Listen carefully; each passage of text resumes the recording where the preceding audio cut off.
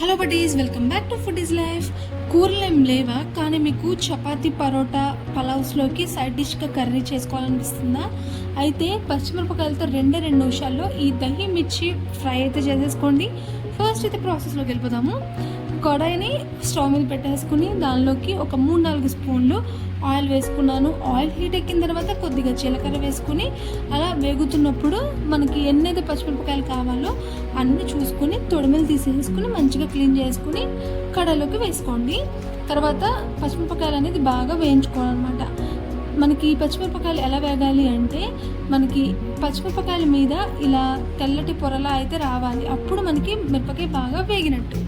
ఇప్పుడు దీనిలోకి కొద్దిగా గరం మసాలా అండ్ అలాగే ధనియాల పౌడరు, తర్వాత కారము అండ్ అలాగే ఉప్పు కూడా చూసుకుని తగినంత వేసుకుని అంతా కూడా బాగా మిక్స్ అయ్యేటట్టు ఈ ఉప్పు కారాల్లో మసాలాల్లో పచ్చిమిరపకాయ బాగా వేయించుకోవాలన్నమాట. మనకి పచ్చిమిరపకాయ అనేది అసలు కారం అనేది ఉండదు. ఇలా వేయించుకుంటే చాలా టేస్టీగా ఉంటుంది. కాకపోతే కొద్దిగా వాటర్ అయితే పోసుకోవాలి. ఇలా వాటర్ పోసుకుంటే మాత్రం మనకి పచ్చిమిరపకాయ అనేది ఉడకడం స్టార్ట్ అవుతుంది. అలా వాటర్తో ఈ మసాలాలతో ఉడికిస్తే మనకి కారమే ఉండదు. ఇంకా ఫైనల్గా పెరుగు వేసుకుని మొత్తం కూడా దగ్గర పడేంత వరకు వేయించుకున్నాం అనుకోండి, మీకు పచ్చిమిరపకాయ తింటున్న ఫీలింగే రాదు.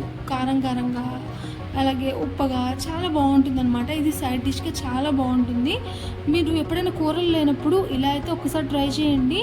దీన్ని మనం బిర్యానీలోకి, పలావ్స్లోకి కాకుండా చపాతీ వీటిలో కూడా మనం సైడ్ డిష్గా అయితే దీన్ని ప్రిపేర్ చేసుకోవచ్చు. నేను అయితే బిర్యానీకి సైడ్ డిష్గా అయితే ట్రై చేశాను. చాలా బాగుంది. మీరు కూడా ట్రై చేయండి. Subscribe to my channel.